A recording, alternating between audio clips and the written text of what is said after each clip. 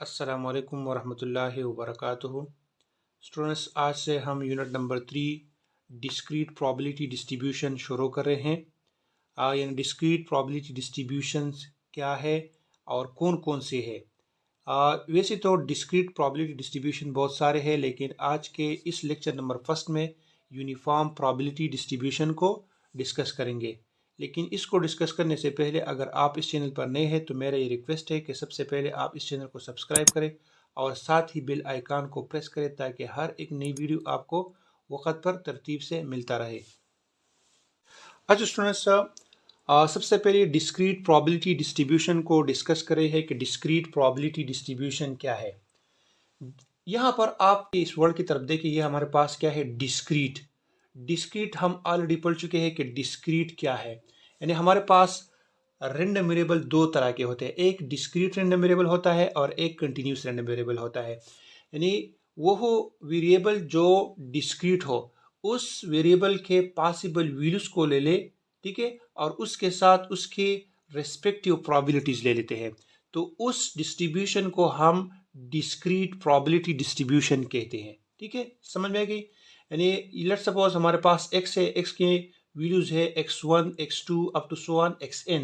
तो उसकी हम respective probability p of x1 p of x2 and so on p of xn ले लेते हैं। तो इस तरह के डिस्ट्रीब्यूशन को हम डिस्क्रीट प्रोबेबिलिटी डिस्ट्रीब्यूशन कहते हैं। ठीक है, समझ में गई। वैसे तो डिस्क्रीट प्रोबेबिलिटी डिस्ट्रीब्यूशन बहुत सारे हैं, लेकिन आपके कोर्स में 4 डिस्क्रीट प्रोबेबिलिटी डिस्ट्रीब्यूशन है जो हम इंशाल्लाह वन बाय वन डिस्कस करेंगे। लेकिन आज के लेक्चर में हम यूनिफॉर्म प्रोबेबिलिटी डिस्ट्रीब्यूशन को डिस्कस करेंगे। ठीक है। अच्छा स्टूडेंट्स, इस यूनिट का first number distribution discrete uniform probability distribution discuss कर रहे हैं। स्टूडेंट्स यहाँ पर देखिए, यहाँ पर एक वर्ड यूज हुआ है यूनिफॉर्म। इस यूनिफॉर्म का मतलब ये है सेम, और सेम का मतलब क्या है, यानी सेम प्रोबेबिलिटी, एक जैसी प्रोबेबिलिटी, कांस्टेंट प्रोबेबिलिटी। यानी जब हम एक सिचुएशन लेते हैं या एक एक्सपेरिमेंट लेते हैं, उस एक्सपेरिमेंट में हर एक पॉइंट या हर एक आउटकम की प्रोबेबिलिटी क्या हो, रिमेन सेम हो। तो उस एक्सपेरिमेंट से जो डिस्ट्रीब्यूशन बन जाता है, उस रैंडम वेरिएबल से जो डिस्ट्रीब्यूशन बन जाता है, उस डिस्ट्रीब्यूशन को हम यूनिफॉर्म प्रोबेबिलिटी डिस्ट्रीब्यूशन कहते हैं। लेट्स सपोज हमारे पास एक डाई है, ठीक है। तो डाई के 6 साइड्स होते हैं, यानी या तो 1 आ सकता है या 2 आ सकता है या 3 या 4 या 5 या 6, ठीक है। तो हर एक आउटकम यानी हर एक वैल्यू के आने के चांस क्या है, सेम है, 1/6 है, ठीक है। तो ऐसी सिचुएशन या ऐसे एक्सपेरिमेंट से जो डिस्ट्रीब्यूशन बन जाता है, उस डिस्ट्रीब्यूशन को हम यूनिफॉर्म प्रोबेबिलिटी डिस्ट्रीब्यूशन कहते हैं। इसी तरह हमारे पास प्लेइंग कार्ड्स है, यानी ताश के पत्ते हैं। तो ताश के 52 पत्ते होते हैं और इसमें से हम एक पत्ता या एक कार्ड ड्रा करते हैं, ठीक है। तो हर एक कार्ड के आने के चांस क्या है, सेम है, 1/52 है। तो यहाँ पर भी हमारे पास प्रोबेबिलिटी क्या है, सेम है। इसी तरह प्राइज बॉन्ड है। तो प्राइज बॉन्ड है, लेट सपोज हमारे पास 100 प्राइस बॉन्ड है और उसको हमने 1 से 100 तक नंबर्स दिए हैं। तो 1 से 100 तक जो नंबर हमने दिए हैं और हम उन 100 में से एक को ड्रा करते हैं, ठीक है। तो 1 से 100 तक हर एक वैल्यू के आने के चांसेस क्या है, 1/100 है, यानी सेम है। तो ऐसी सिचुएशन जहां पर प्रोबेबिलिटी हर एक पॉइंट या हर एक आउटकम की क्या हो, सेम हो, तो उससे जो डिस्ट्रीब्यूशन बन जाता है, उस डिस्ट्रीब्यूशन को हम यूनिफॉर्म प्रोबेबिलिटी डिस्ट्रीब्यूशन कहते हैं। ये यूनिफॉर्म प्रोबेबिलिटी डिस्ट्रीब्यूशन का जनरल फॉर्म है। एक्स हमारे पास एक रैंडम वेरिएबल है, डिस्क्रीट रैंडम वेरिएबल है। इसके मुख्तलिफ वैल्यूज हम ले सकते हैं, x1 x2 x3 and so on xn। ये जनरल फॉर्म है, ठीक है। तो इसकी प्रोबेबिलिटी हम क्या लेंगे, 1/n, x2 की 1/n, x3 की 1/n and so on xn की 1/n। और ये 1/n हम क्यों लेते हैं, क्योंकि हर एक वैल्यू की प्रोबेबिलिटी क्या होगी, सेम होगी। तो इसलिए यहाँ पर हम 1/n लिखते हैं, ठीक है। आइए एक एग्जांपल लेते हैं। ये हमारे पास एक डाई है, उस डाई को जब हम थ्रो करते हैं तो उस पर 1 आ सकता है, 2 आ सकता है, 3 आ सकता है, 4 आ सकता है, 5 एंड 6 आ सकता है।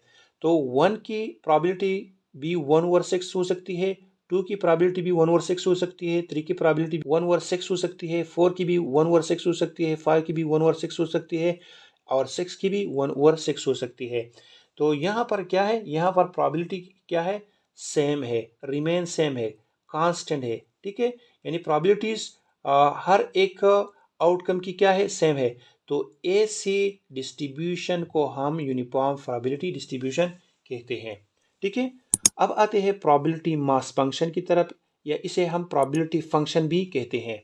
जब हम प्रोबेबिलिटी डिस्ट्रीब्यूशन को एक मैथमेटिकल या फार्मूला फॉर्म में लिखते हैं तो उस फॉर्म को प्रोबेबिलिटी मास फंक्शन या प्रोबेबिलिटी फंक्शन भी कहते हैं। तो यहाँ पर हमारे पास यूनिफॉर्म प्रोबेबिलिटी डिस्ट्रीब्यूशन है, तो उस यूनिफॉर्म प्रोबेबिलिटी डिस्ट्रीब्यूशन के लिए हम प्रोबेबिलिटी मास फंक्शन हम कैसे बनाएंगे। ठीक है, तो ये हमारे पास प्रोबेबिलिटी ऑफ एक्स यानी फी ऑफ एक्स से इसे को डिनोट करते हैं और ये इक्वल है 1/n के।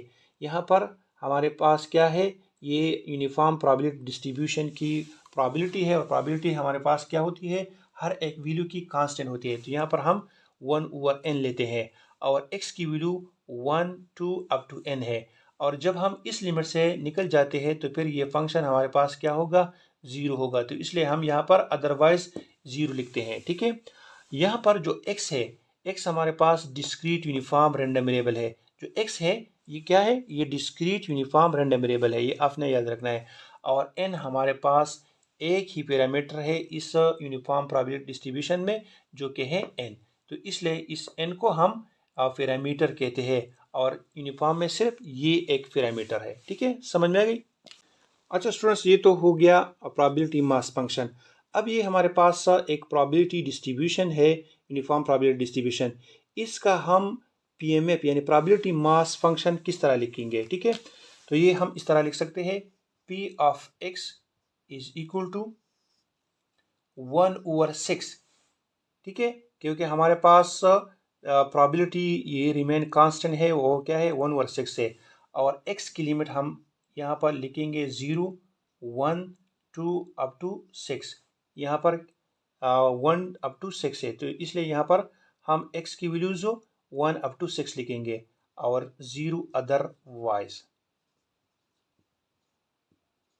ठीक है, तो ये हमारे पास इस डिस्ट्रीब्यूशन के लिए पीएमएफ बन जाएगा। ठीक है, तो ये आप याद रखिए कि जब आपसे कोई पूछे कि पीएमएफ क्या है, प्रोबेबिलिटी मास फंक्शन या फिर प्रोबेबिलिटी फंक्शन क्या है, जब हम एक डिस्क्रीट प्रोबेबिलिटी डिस्ट्रीब्यूशन लेते हैं और उस डिस्क्रीट प्रोबेबिलिटी डिस्ट्रीब्यूशन को मैथमेटिकल फॉर्म या फार्मूला फॉर्म में लिख देते हैं, तो उस फॉर्म को हम क्या कहते हैं, प्रोबेबिलिटी मास फंक्शन या प्रोबेबिलिटी फंक्शन कहते हैं। ठीक है, अच्छा स्टूडेंट्स, अब आते हैं प्रॉपर्टीज की तरफ।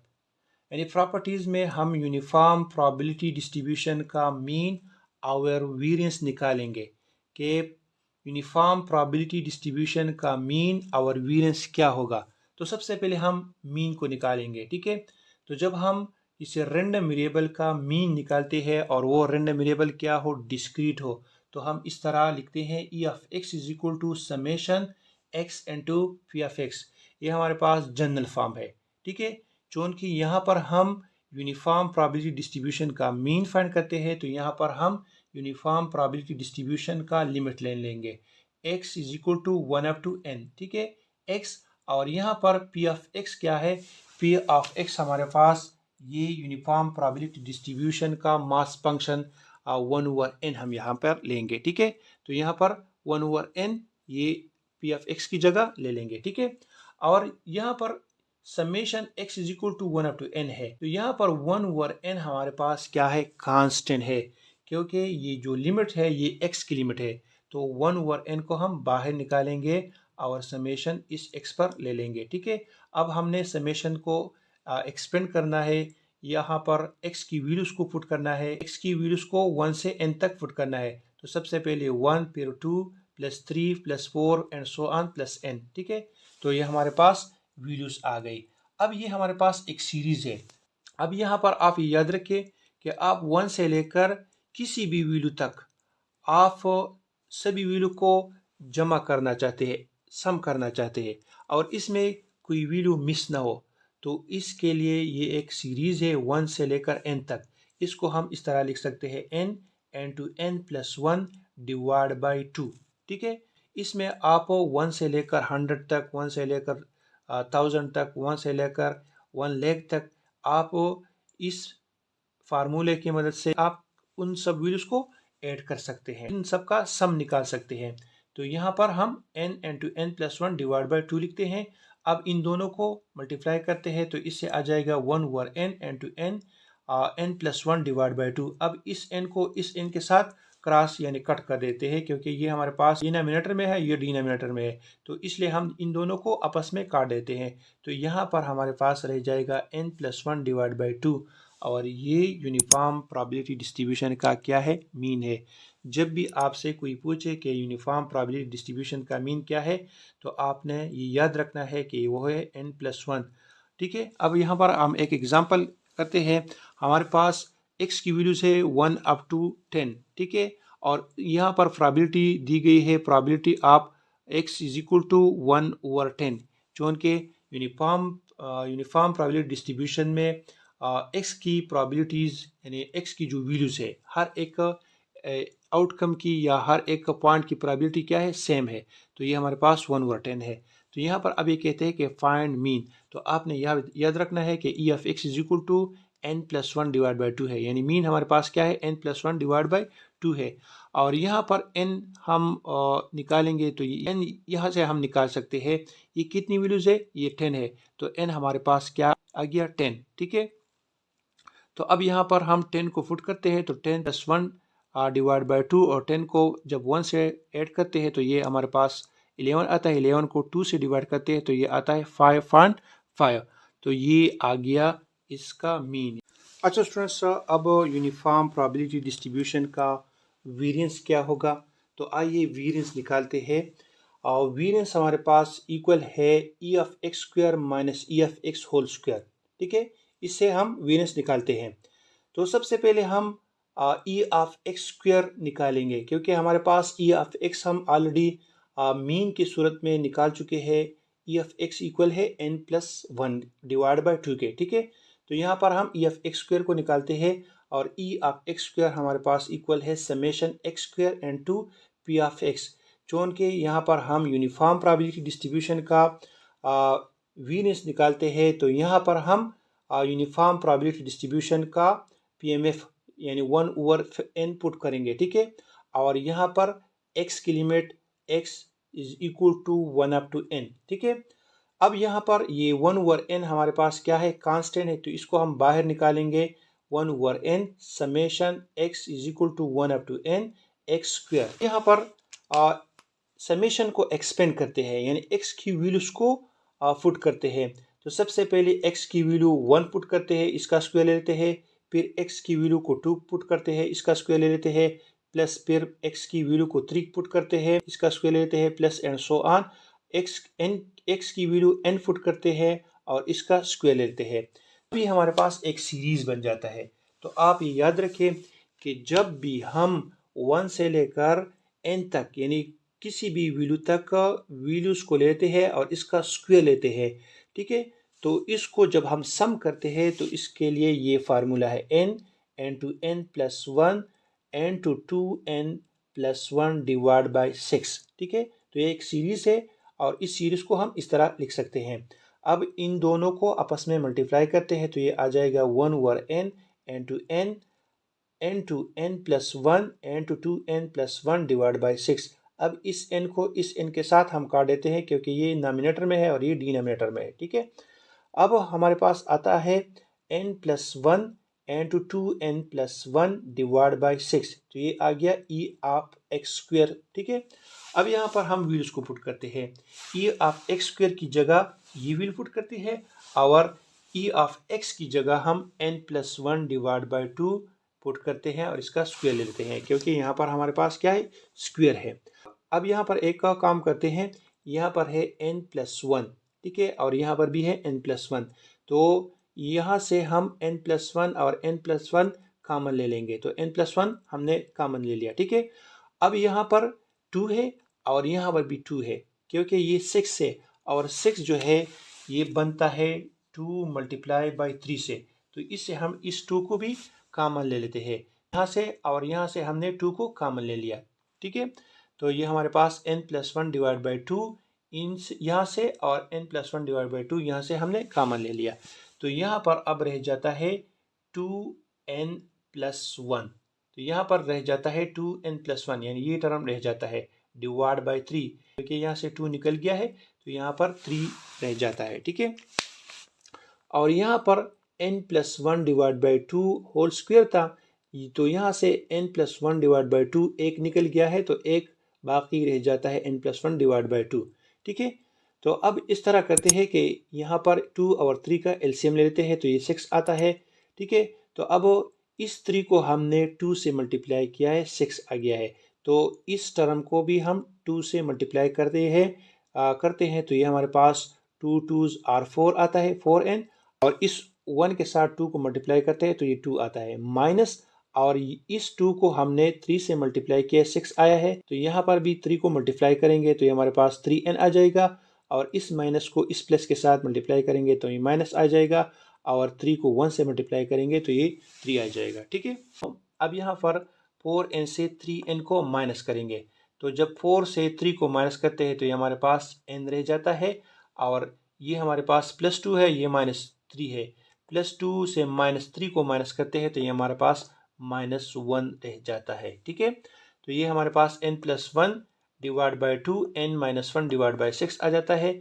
अब इन दोनों को आपस में मल्टीप्लाई करते हैं तो 2 6 r 12 आता है, n+1 n to n-1 आता है, और ये अब हमारे पास एक फार्मूला है मैथमेटिक्स में, ये फार्मूला हम ज़्यादातर यूज़ करते हैं, a plus b into a minus b, ये इक्वल है a square minus b square का। ठीक है, तो यहाँ पर ये a plus b a minus b है, हमारे पास a minus b a square minus b square के इक्वल है, तो ये हमारे पास a प्लस बी है और ये a माइनस बी है, तो ये इक्वल होगा n स्क्वायर माइनस 1 स्क्वायर के। ठीक है, यहाँ पर जब हम वैल्यूज को पुट करते हैं, a की जगह n को और b की जगह 1 को, ठीक है, तो ये n स्क्वायर माइनस 1 स्क्वायर आ जाएगा डिवाइड बाई 12, तो 1 का जो भी हम पावर ले लेते हैं तो इससे 1 आता है, तो इसलिए यहाँ पर हम 1 का स्क्वायर नहीं लेते, तो ये इक्वल हो गया n square minus 1 divide by 12 के।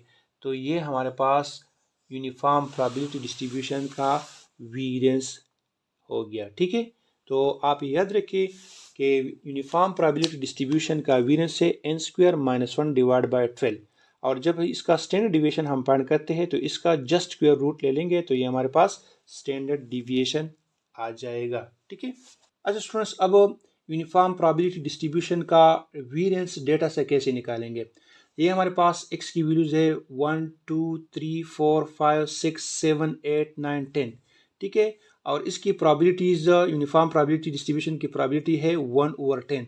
तो यहाँ पर ये कहते हैं कि फाइंड वेरिएंस फाइंड करें, तो वेरिएंस आप लोगों को याद होना चाहिए कि वेरिएंस इक्वल है n square minus 1 divide by 12 के। ठीक है, और यहाँ पर हमें n दिया गया है, और n क्या है, n हमारे पास टोटल वेरिएंस कितने हैं, 10 है, तो यहाँ पर n हमारे पास क्या है, 10 आता है। अब यहाँ पर n की जगह 10 को पुट करते हैं तो 10 स्क्वायर माइनस 1 डिवाइड बाई 12 आता है, और 10 का जब स्क्वायर ले लेते हैं तो ये 100 आता है, और 100 से जब हम 1 को माइनस करते हैं तो ये 99 आता है, 99 को जब 12 से डिवाइड करते हैं तो ये 8.25 आता है।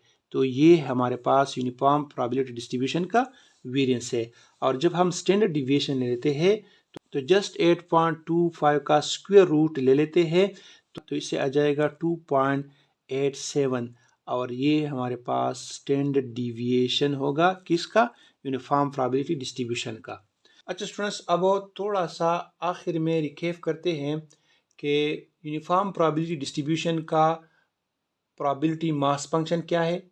तो यहाँ पर आप ये देखें कि प्रोबेबिलिटी मास फंक्शन है प्रोबेबिलिटी ऑफ x, यानी p of x is equal to 1/n, और x की लिमिट है 1 अप टू n, 0 अदरवाइज। ठीक है, और यूनिफॉर्म प्रोबेबिलिटी डिस्ट्रीब्यूशन का पैरामीटर है n, यूनिफॉर्म प्रोबेबिलिटी डिस्ट्रीब्यूशन का मीन है n+1 डिवाइड बाई 2, और यूनिफॉर्म प्रोबेबिलिटी डिस्ट्रीब्यूशन का वेरिएंस है n square minus 1 divide by 12। ठीक है, तो ये आप ज़रूर याद रखिए। स्टूडेंट्स, उम्मीद है आज का लेक्चर आप सबके समझ में आया होगा। इंशाअल्लाह नेक्स्ट लेक्चर में फिर मुलाकात होगी, तब तक के लिए अल्लाह हाफिज़।